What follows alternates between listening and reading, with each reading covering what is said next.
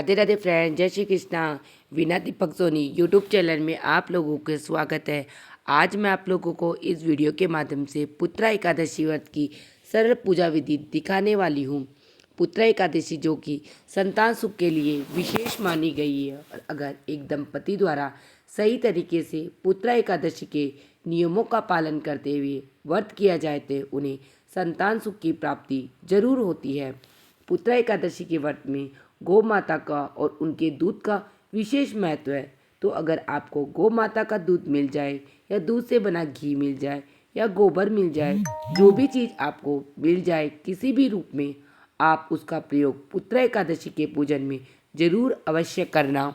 और पुत्रा एकादशी साल में 2 बार आती है, एक पौष मास में और एक श्रावण मास में। तो श्रावण मास में पड़ने वाली पुत्रा एकादशी का व्रत साल 2025 में 5 अगस्त को रखा जाएगा। तो देखिए, सुबह सवेरे स्नान आदि कर्मों से निवृत्त होकर आप इस पूजन को देखिए अपने घर के मंदिर में भी कर सकते हैं या अलग से चौकी लगाकर भी कर सकते हैं। तो यहाँ पर मैंने चौकी लगा कर उसके ऊपर लाल पीले रंग का वस्त्र आप बिछा सकते हैं। मैंने पीले रंग का वस्त्र बिछा लिया है। एक पीतल की थाली लेकर उस पर तुलसी दल रखकर हम भगवान विष्णु के बाल स्वरूप यानी लड्डू गोपाल को स्नान कराएंगे। और लड्डू गोपाल को स्नान कराने का एक नियम होता है कि इसमें सबसे पहले उनके चरणों में जल डालिए आप, फिर हाथों में, फिर उसके बाद छाती और कंधे पर इस प्रकार सिर पर जल डालकर उन्हें अच्छे प्रकार से स्नान कराइए। तो देखिए, वैसे तो लड्डू गोपाल की उपस्थिति हर सनातन के घर में होती है, लेकिन अगर आप पुत्र की कामना से पुत्रा एकादशी का व्रत करना चाहते हैं तो आप उनके घर पर तो आप अपने घर पर लड्डू गोपाल नहीं है तो इस पुत्रा एकादशी पर आप लड्डू गोपाल को अपने घर पर भी जरूर ला सकते हैं। अब जल से स्नान कराने के बाद यहाँ गाय का कच्चा दूध मेरे पास, तो मैं उससे स्नान करा लूँगी। अगर आपके पास गाय का कच्चा दूध ना हो तो आप पंचामृत यानी दूध, दही, घी, शहद, शक्कर, इन चीज़ों को मिलाकर, पांचों चीज़ों को मिलाकर लड्डू गोपाल को स्नान करा सकते हैं। और पंचामृत में आप गंगा जल भी जरूर से मिक्स कर ले। इसके बाद वापस से हम लड्डू गोपाल को शुद्ध स्नान करा लेंगे। तो देखिए, लड्डू गोपाल की सेवा में, उनकी पूजा में आप जितना प्रेम का और अपनेपन का भाव लाएंगे, आपके समर्पण से, आपकी भक्ति से लड्डू गोपाल उतनी ही जल्दी प्रसन्न होंगे। अब स्नान कराने के बाद अच्छी प्रकार से हम लड्डू गोपाल का अंग पोषण कर लेंगे। कोई भी वस्तु लड्डू गोपाल के ऊपर लगी नहीं रहनी चाहिए। और यह तो जल है, इसे देखिए आप पंचामृत के रूप में भी पी सकते हैं। और सभी लोग परिवार में अगर अतिरिक्त हो तो किसी भी पौधे के जड़ में डाल सकते हैं। अब चूँकि श्रावण मास की पुत्रा एकादशी है और श्रावण मास में चारों तरफ हरियाली खुशहाली का माहौल होता है, तो आप यहाँ पर हरे रंग की पोशाक पहनाकर भी अच्छे प्रकार से लड्डू गोपाल भगवान का श्रृंगार कर ले सकते हैं। तो यहाँ पर मैंने लड्डू गोपाल भगवान को पीले रंग के वस्त्र पहना दिए हैं। अच्छे प्रकार से लड्डू गोपाल भगवान का श्रृंगार कर लूँगी। तो यहाँ पर देखिए, चौकी के ऊपर मैंने लाल पीले रंग का वस्त्र बिछा लिया। आप चाहे तो सिर्फ पीले रंग का वस्त्र भी बिछा सकते हैं। मैंने पीले रंग का वस्त्र बिछाया है। इसके बाद तिलों का फूलों का आसन देके हम लक्ष्मी नारायण भगवान की चित्र प्रतिमा को विराजमान करेंगे। मेरे पास तो मैं उन्हें विराजमान कर लूँगी। देखिए, पुत्रा एकादशी पर लक्ष्मी नारायण जी का पूजन भी आपको नारायण जी के साथ जरूर करना चाहिए। अगर एक साथ दोनों का चित्र ना हो तो आप अलग अलग भी दोनों को विराजमान कर सकते हैं।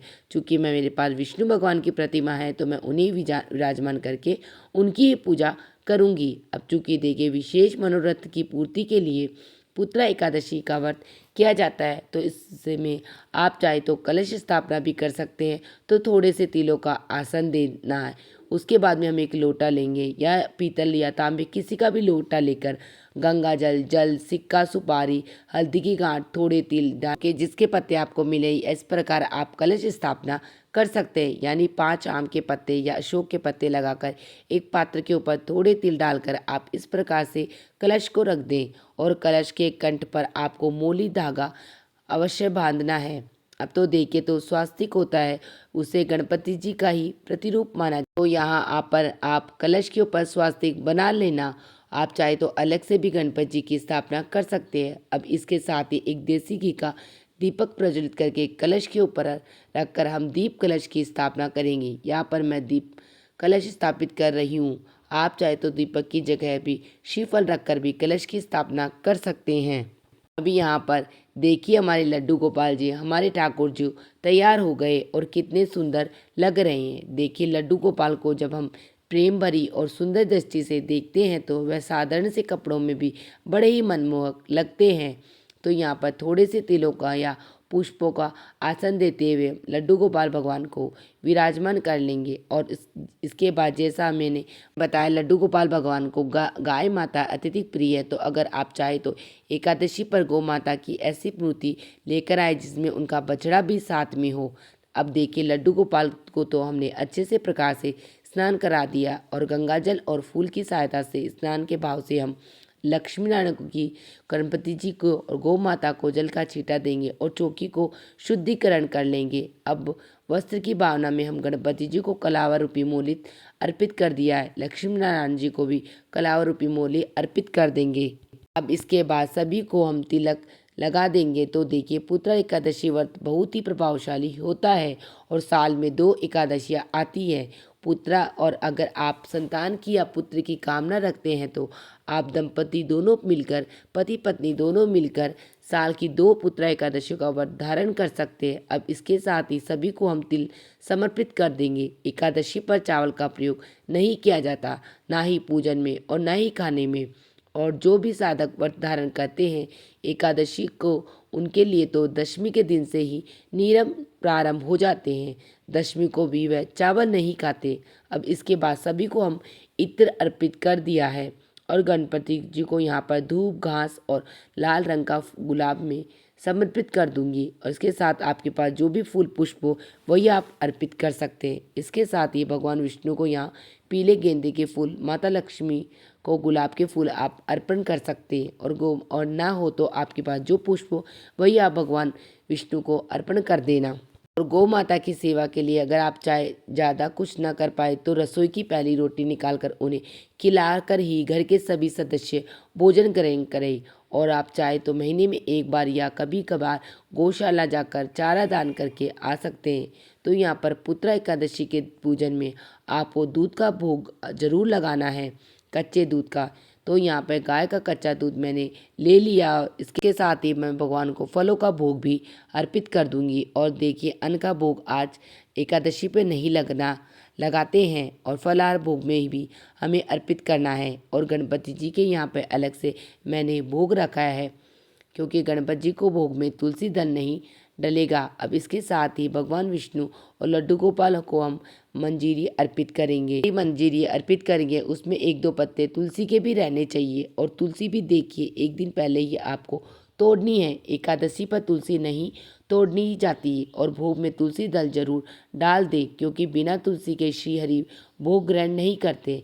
अब इसके बाद अगर आप चाहे तो मुख शुद्धि के लिए एक पान के पत्ते पर सुपारी, 1 लौंग का जोड़ा, इलायची, थोड़ी सी मिश्री या बताशा रखकर इस प्रकार से श्री हरि लक्ष्मी नारायण जी को समर्पित कर दें। अब देखिए भोग अर्पण करने के 10 से 15 मिनट बाद आप ठाकुर जी को उनकी प्रिय बांसुरी देना न भूलें। और वीडियो के अंत में एक उपाय भी मैं आपके साथ शेयर करूंगी जिसे अगर आप कर लेते हैं तो निसंदेह आपका जो मनोरथ, जो इच्छा है संतान प्राप्ति की वह अवश्य पूर्ण कर देंगे लड्डू गोपाल।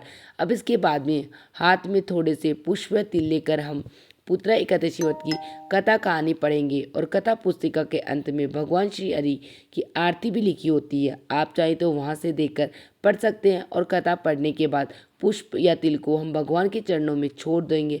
और उसके बाद बड़े ही प्रेम भाव से सर्वप्रथम हम गणेश जी भगवान की आरती कर लेंगे, फिर भगवान विष्णु, लड्डू गोपाल, इस प्रकार हम सभी भगवान की आरती कर लेंगे। तो देखिए पुराने टाइम से ही ये बात सिद्ध होती है कि गौ माता की सेवा में इतनी शक्ति है कि राजा दिलीप जिन्होंने अपने पुत्र राजा रघु को माता कामधेनु की पुत्री नंदिनी की सेवा करके ही प्राप्त किया था। और राजा रघु के नाम पर ही श्री रामचंद्र जी का जो वंश है वह रघुवंश कहलाया था। तो इस प्रकार से आरती संपन्न करने के बाद जल फिराकर पूजा का आचमन कर लेंगे।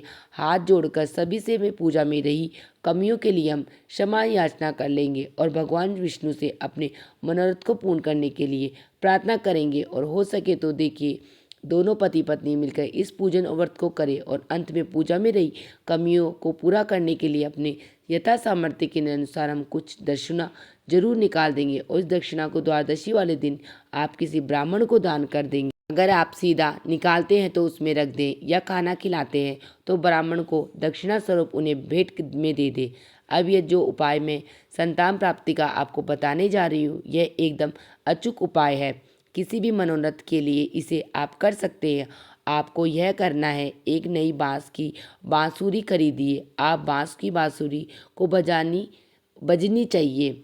खाली देखने की आर्टिफिशियल वाली बांसुरी न हो। किसी भी देखिए कृष्ण भगवान के मंदिर में आप जाइए और कृष्ण भगवान के सामने इसे उन्हें समर्पित करके आइए, क्योंकि देखिए बांसुरी ऐसी चीज़ है जिसे कोई भी अगर लेता है तो सबसे पहले उसे बजाकर देखता है। तो चाहे उस व्यक्ति को बांसुरी बजानी आती हो या ना आती हो, मगर आप कृष्ण भगवान को यह बांसुरी देते हो तो ऐसी मधुर बांसुरी बजाते हैं कि जब वह बांसुरी में फूंक डालते हैं तो उसकी आवाज़ से सभी अपनी कामकाज भूलकर मंत्रमुग्ध हो जाते हैं। अगर आपके जीवन में भी ग्रहों की किसी भी प्रकार की कोई बाधा या संतान प्राप्ति में वह सभी दोष नष्ट हो जाएंगे। तो उम्मीद करती हूँ आपको मेरी पुत्र एकादशी व्रत की यह पूजा विधि आप सभी को पसंद आई हुई। आप सबको मेरी जानकारी अच्छी लगी है, आप सभी को मेरे उपाय अच्छा लगा हो तो उपाय से आप सभी को लाभ हो, तो वीडियो अच्छी लगी हो तो वीडियो को लाइक कर लेना। और थोड़ा भी मेरा वीडियो आप लोगों के लिए यूज़फुल है तो वीडियो को लाइक कर लेना और चैनल को सब्सक्राइब कर लेना, जिससे आने वाली वीडियो का नोटिफिकेशन आप लोगों को मिल सके। वीडियो देखने के लिए आप सभी का धन्यवाद। मिलते हैं नेक्स्ट वीडियो में।